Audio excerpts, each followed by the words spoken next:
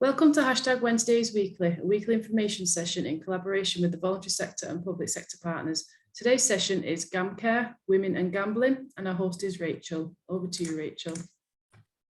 Well, thank you so much, Laura. I'm just going to share my screen. But hello, everyone. My name is Rachel. I am training and engagement lead for the women's programme. I cover all the Northwest and everywhere in between. So I do have a big task sometimes. But feel free to ask any questions. Anything that we can't answer, then I will get back to you.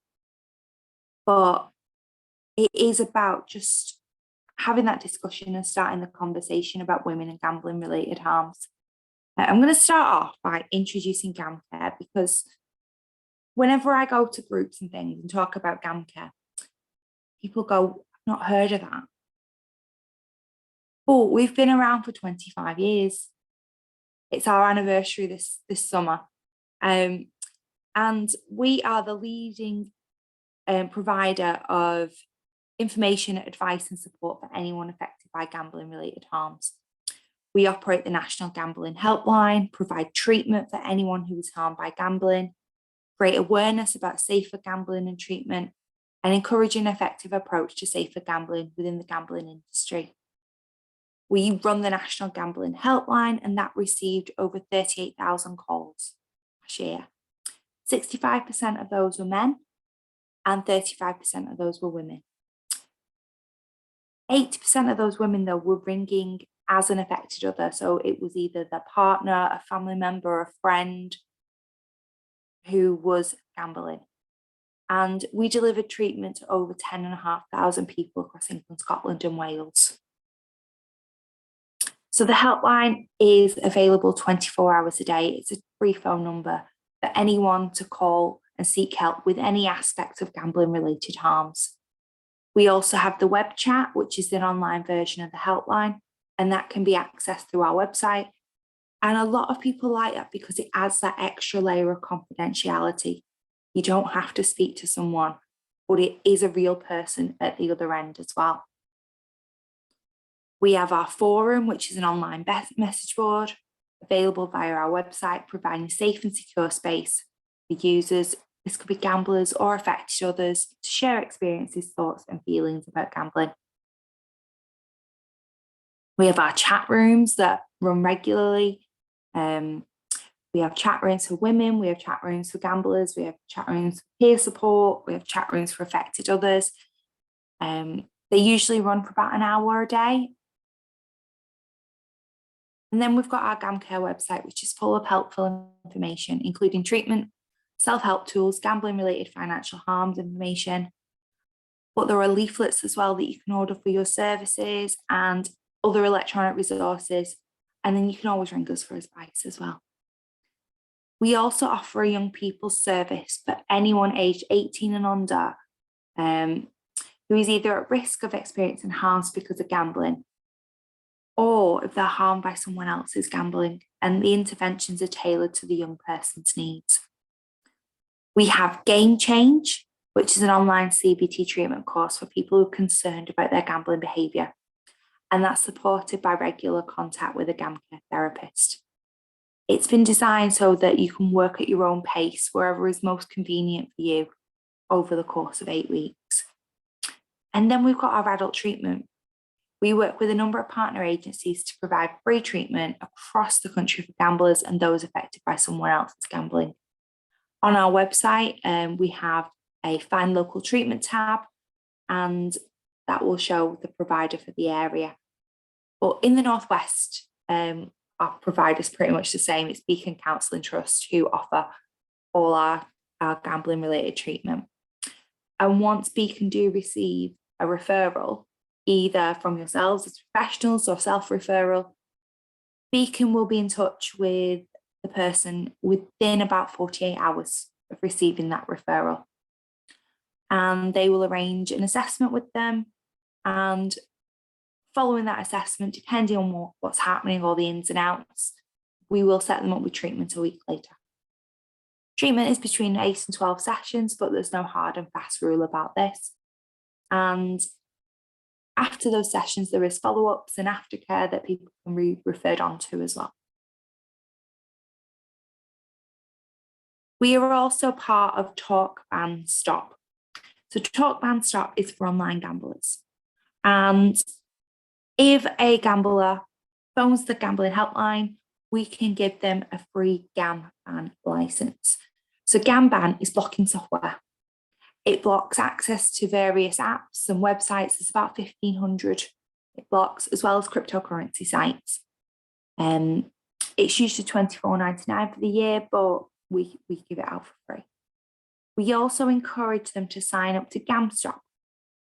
So GamStop is self-exclusion, and it prevents people from signing into accounts, but also creating new accounts. So anything that GamBan happens to miss, which is quite rare, then GamStop will kick in and vice versa. But also the banks are really helpful as well because they offer blocks on gambling transactions. And you can do this through your online banking as well. So you don't even need to tell anyone at the bank. It's just through your settings and you pop it on. And then if you wanted to take it off, it doesn't come off straight away. It takes about 72 hours to come off.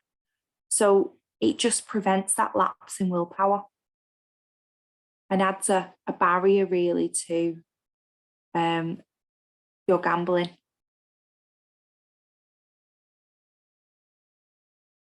But the biggest thing that I want to talk about is just about starting that conversation. Because gambling and gambling related harms are not always talked about in the same way as like other addictions. A lot of people don't ask about gambling related harms when they do initial assessments or screenings. But the more we talk about it, the more it will become normalised and a business as usual approach.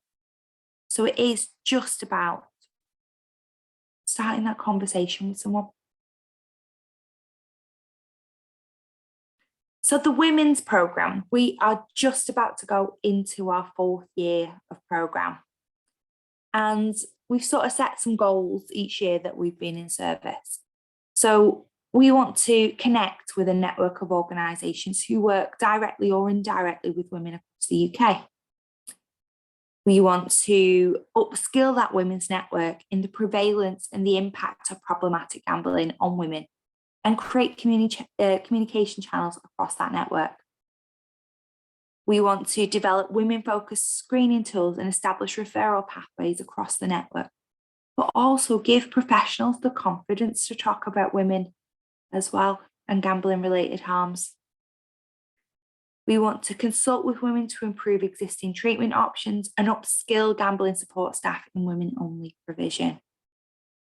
And we also want to invest in research projects to collect and analyse data on problematic gambling in women and work with academic partners to validate and publish research findings. A lot of the academic research that's out there is about men. So we want to get women's voices into that research with lived experience and talk about the barriers to finding treatment as well. Things like stigma and shame, they're not really talked about in academic research.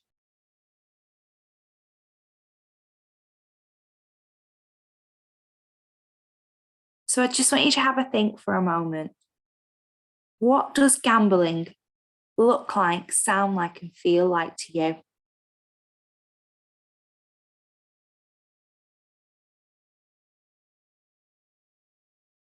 I'll give you a moment to think about it.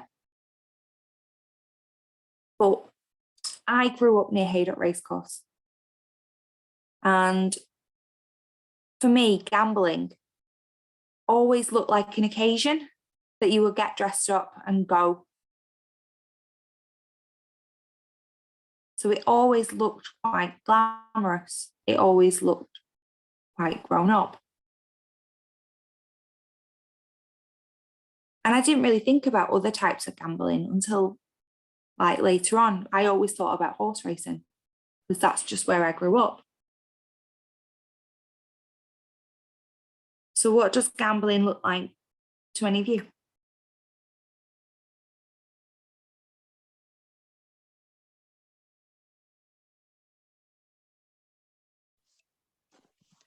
I think sometimes we assume that people who have an addiction to perhaps something, and gambling in this case, that perhaps they would be quite, poorly dressed and looking quite shoddy and these kind of things. I think we assume that they almost look like perhaps a homeless person may look like, but I think statistics are showing that it can be from all kinds of backgrounds. It can look so different because we see like casinos being portrayed as like glamour, suits, boots, and then we get the other end of it as well where it looks quite desperate. Yeah. For me, it's something that's very hidden. When I was younger, all the betting shops always had blacked out windows. You couldn't see in a betting shop, like it was a secret if you went in there. And I remember when I used to go with my dad to put a bet on the Grand National, I felt like I was doing something wrong going in there with my dad because it was all smoky and dark. And now it's hidden because a lot of it is apps on your phone that you can just go on, and it's quite simple, just to upload £10 onto your account. Before you know it, you've spent it. The National Lottery, you can go on and play these arcade games where hook a duck and things like that. So it's all quite hidden away. It is. It really is. Do you know why they block out those windows in bookies? No. It's so that you don't know what time of day it is. You don't know how long you've been in there. It's designed to keep you gambling. They do it a lot in casinos as well. And bingo halls, they don't have windows on purpose. Or they block up the windows with a big sign or a telly. So you can't see it going from day to night or the weather changing. That's quite amazing. I would have thought perhaps it was to keep some kind of sense of confidentiality on the people that are in there, but that's actually quite shocking to hear that. They also don't have clocks in a lot of gambling premises. Wow. For me, gambling, as I was growing up, looked like it was predominantly the men who used to go into the bookies. We saw men going in of a certain middle age. Yeah. For women, like many things, women tend to talk more about issues that I've never heard, and very rarely hear people talk about gambling. And I facilitate a few groups at Rochdale and District Mind, and it's recently come up in the group where somebody disclosed that they've got an addiction. We'll come on to it in a moment, but women don't use the words of gambling. That's why it might take a lot longer, because women's gambling looks different, because women's gambling is games. Whereas you might see more women going to the bingo, and it's like a social activity. Yeah. I think also gambling's always thought about in the olden days as like to do with sports, which was a very manly thing. But now you can bet on who's going to win The Voice, or whether you can bet on anything now, can't you? So it's more gender free rather than being sports and male orientated. And it wasn't always gendered. It's only really with the Betting and Gaming Act in the 1960s where it became this gendered activity, because they licensed bookmakers and they made them into the places that we know like today, with wood chip and plastic furniture, not really women-friendly places. But before that, there was no rules about gambling, so people do it in the kitchen. They do it in the back room of a pub. They do it in a community centre. It was only the legalisation that made it so women unfriendly. It's only really when Mecca Bingo started putting bingo halls into places where women would go that it became popularised again for women. It made them nice spaces, which those of you that have been into a bookmakers, they're not really a nice space.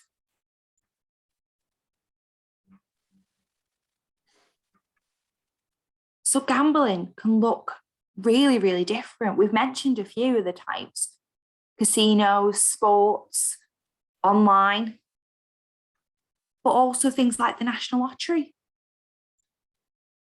There's so many adverts out there for the lottery, and the lottery doesn't seem like gambling as much. Because yes, there is a chance they will win, but you're also donating to causes. You're supporting the athletes. You're supporting your local community centre. You're supporting your theatres. Who's been on the 2p machines at the seaside? All have at some point. But we are the only country that allow our children to gamble on those machines. And those 2p machines, it's bonkers because people film them and put them on TikTok and YouTube of people playing those machines. They made a television program about those 2p machines. Yeah, we've all probably watched Tipping Point at some point. Just 2p machines with questions. And then we've got really low level types of gambling, things like fundraising, raffles, tombolas, lucky dip. They're all classed as a game of chance.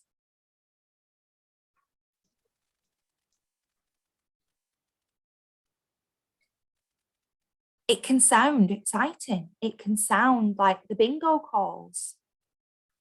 It can be the sounds that are played at the entrance to the arcade. And a lot of those sounds are fake. They're designed to draw you in. Because you think, oh, people are winning in there, so I'm going to go in and win.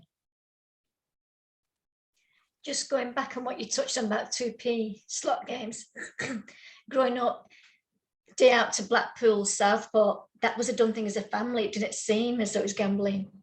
No. It was a done thing. You know, all the towns, they've all got them, the amusement arcades.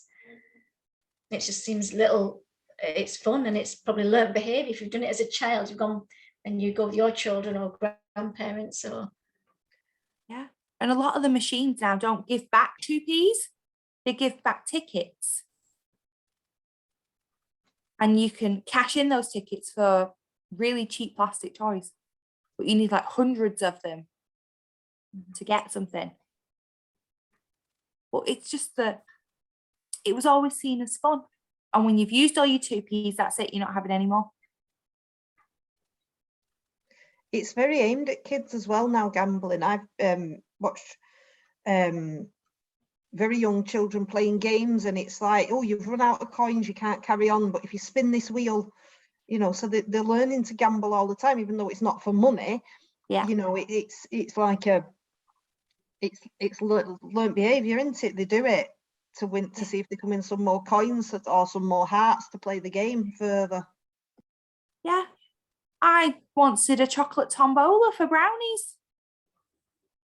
It's a game of chance. It's gambling, essentially. And kids wanted to win those Easter eggs that were on there. It's just being aware of all these activities that are gambling, even though we may not consider them. But for someone who has got issues with gambling, it could be a trigger as well. So I'm not saying don't ever do a tombola, but it's about being mindful. And they can feel exciting, they can feel dangerous, they can feel grown up. It's got an age attachment to it as well. Like one of the first things I did when I was 16 was go buy a lottery ticket because I could. It's now 18 now, it's come into line with everything else. But it's the same as like people going for their first drink, or at 21, I had a weird thing about wanting to drive a forklift because that was now legal at 21. But it's because it's got those age attachments to it that it becomes like rites of passage in some ways. So why do we have the women's programme? What's that all about? So the latest figure shows that women don't really use the language of gambling. They say that they take part or they say that they play.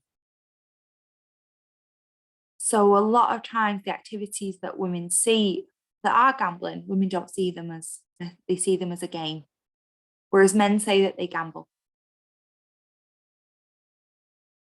Over the past 5 years, the number of women reporting a gambling problem has risen at a rate of more than twice of men. And this rise has been attributed to the ease in which now women can gamble. We don't even need to get dressed. We just have it on our phone. There's over 1,500 apps and websites in the UK alone that are designed to let people gamble.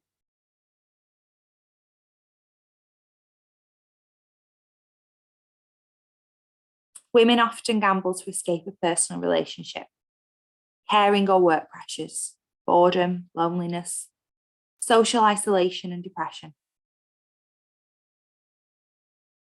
Women start gambling later in life than men, and they may be particularly vulnerable to gambling harms because of increased social isolation, loneliness, a lack of leisure alternatives, and physical health problems. Women's gambling behaviour may increase as women get older to occupy their time after like retirement or relationship breakdown or empty nest syndrome. Women's problem with gambling develops a lot quicker than men because women choose quick high stakes games such as slots and bingo, things that they can play continuously. Almost 70% of women who gamble use apps and websites, and we think that is probably more. Gambling operators spent £747 million in 2020 on marketing messages aimed at women. Women do something called telescoping, which is a psychological phenomenon referring to the amount of time between the initial bet and the start of a problem. Because women choose these non-strategic forms of gambling, they are more addictive because of the time between the bet and the outcome. Because slots, roulette, bingo, they're all quite quick with their outcomes than other forms of gambling. And because they get the results so quickly, they can continue to play because they feel like the win's just a short while away. Women tend not to acknowledge that their gambling is causing harm to themselves and others until it reaches a crisis point. The dual addictions of some women and complex problems such as mental health conditions and abusive relationships may mean that women don't feel that a gambling support service will meet their varied needs. And the perception remains that gambling support services are just for men. Other barriers to seeking early help include feelings of shame, guilt, and stigma, and a difficulty in finding local services that are flexible and accessible. Women want to speak to other women. Women want to be able to self-refer. Women want services that are confidential. Women also find that women-only peer support groups are effective as well. There's only 2 providers, Gamblers Anonymous and Gordon Moody, offer services specifically for women. Gamblers Anonymous has a women preferred group on a Tuesday evening in Manchester. And Gordon Moody has an intensive treatment programme for women. But Gordon Moody is a residential treatment provider. So while the service is free and women can self-refer, places are limited and many women are unable to travel and stay away from home. Outside of these 2 organisations, support and treatment services offer little to women that is specifically designed with their needs in mind. So it makes it a lot harder for women to come forward.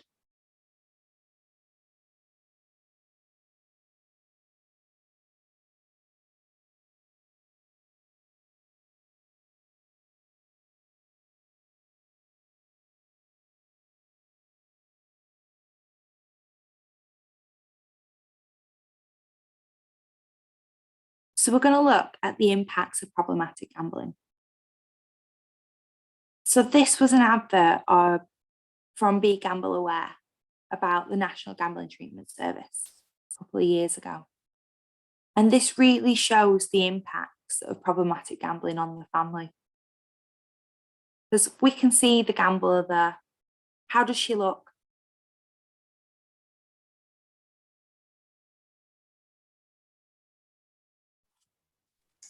She doesn't look like she's enjoying herself. She looks stressed. You say anxious. Yeah. She's waiting for something. She doesn't look happy.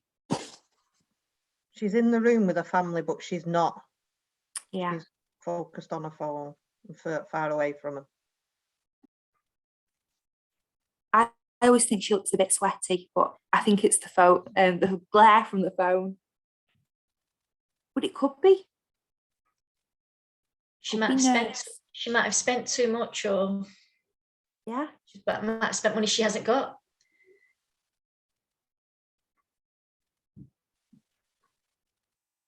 So how do you think gambling is affecting her?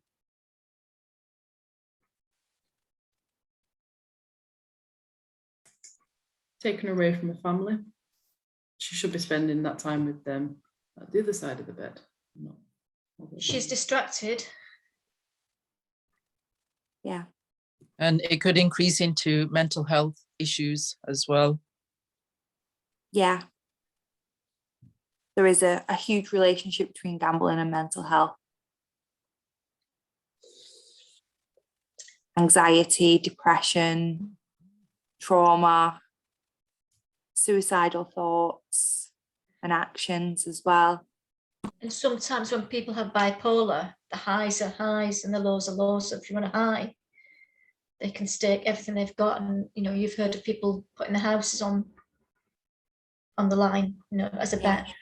And that's illegal gambling, you know, that's done in private places, or the cars or the jewellery, whatever they've got on, to the last resort.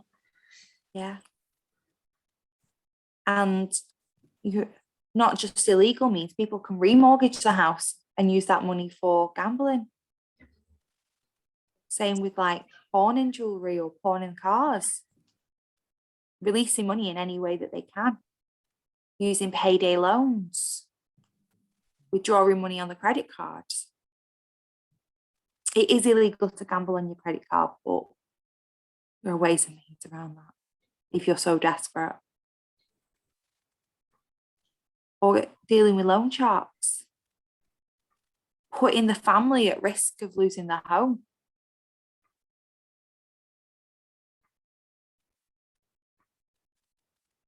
Her relationships with the family will be affected.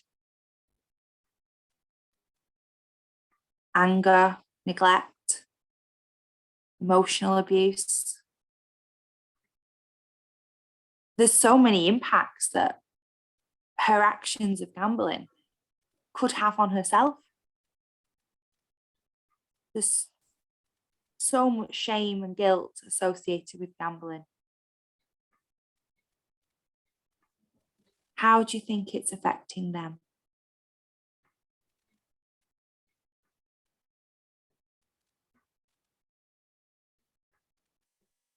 Do you think they know?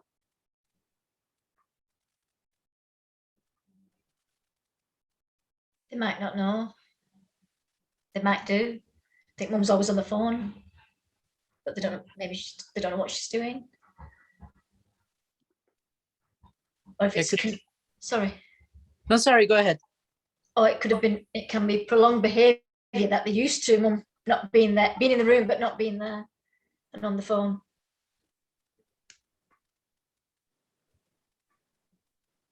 So it becomes accepted in the family. It's slow when it happens over time that, oh, she's on her phone. Oh, she's missed bedtime. Oh, she's missed bedtime again. So they may not know what's going on. Mm. She may be arguing with the neighbours. She may be on Instagram. She may be on TikTok. She may be shopping on eBay. It's like with anything, when you're on your phone, you don't know what they're doing. If it's kids Yeah. on the phone, you don't know what's going on, or even adults. Yeah. And some people even accuse the partners of having an affair because they can rationalise that a lot better than gambling, because it's sort of got similar side effects. Time spent on the phone, secretive behaviour, money disappearing from accounts. Especially if you don't gamble on your phone. If you gamble in arcades or casinos or bookmakers, then it's time spent away from the home as well.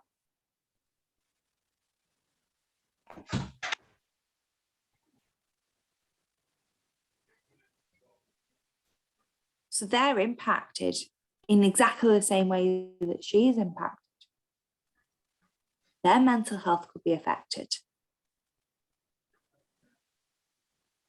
She's putting their resources at risk, and they may not know until it reaches that crisis point. So gambling related harms affects families just as much as gamblers.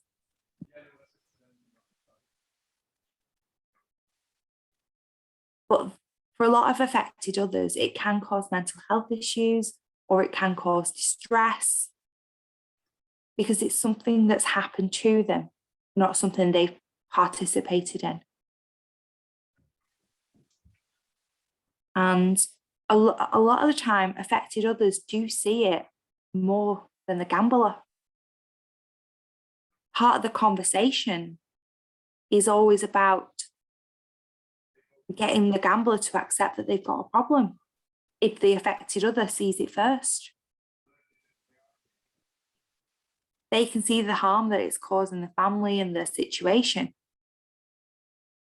but the person doesn't see it yet. They've not reached their crisis point. So it can be very frustrating to be an affected other, because you're living with the consequences of someone else's actions.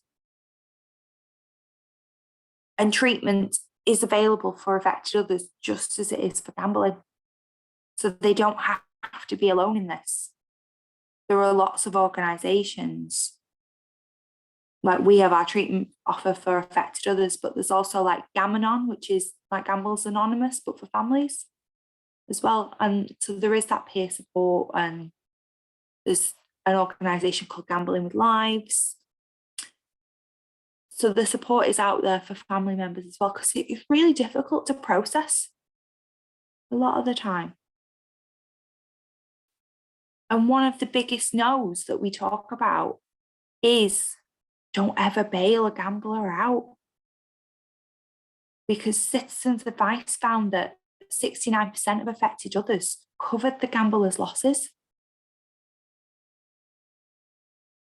But it doesn't help the gambler.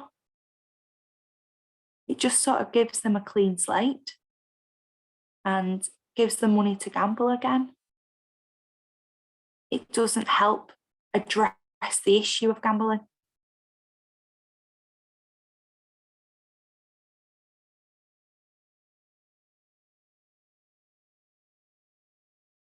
But it's hard when you don't know what else to do and you think that money will help.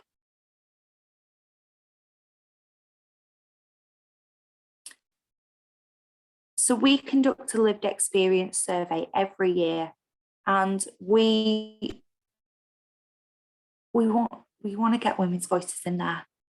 And the majority of people that responded to our Women's Voices survey felt that treatment support services were beneficial and helpful.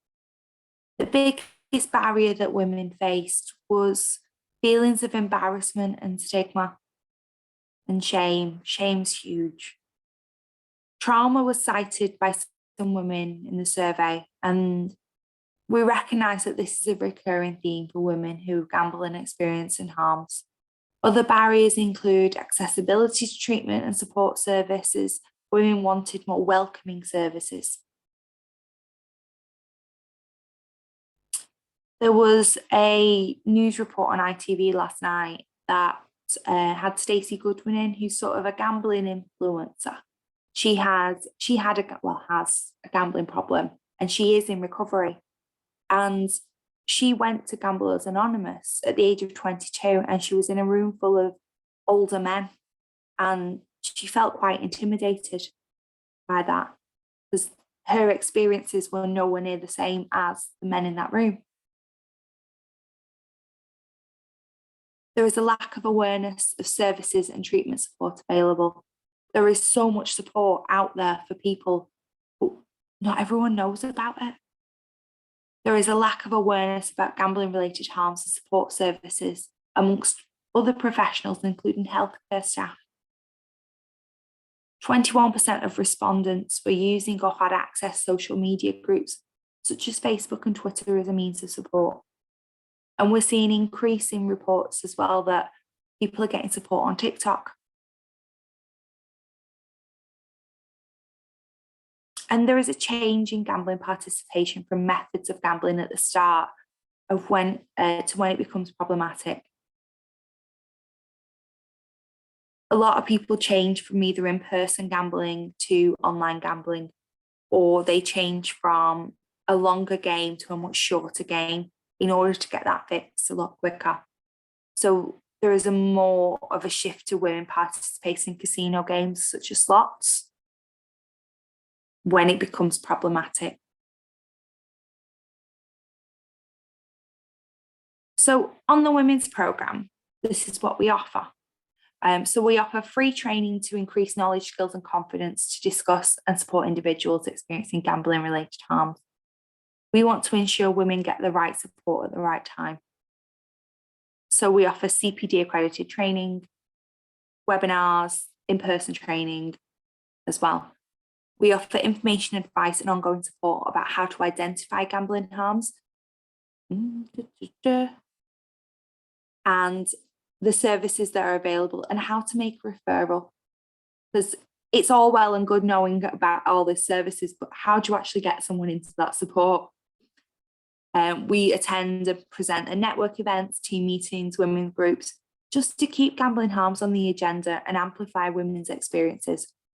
And we also do direct engagement to support women who might be at risk of experiencing gambling related harms as well.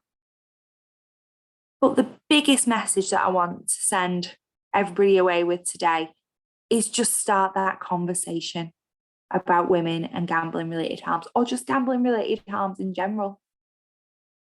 Because the more we talk about it, the more it will be in that open arena. So has anybody got any questions? Just pause the record. I'll stop the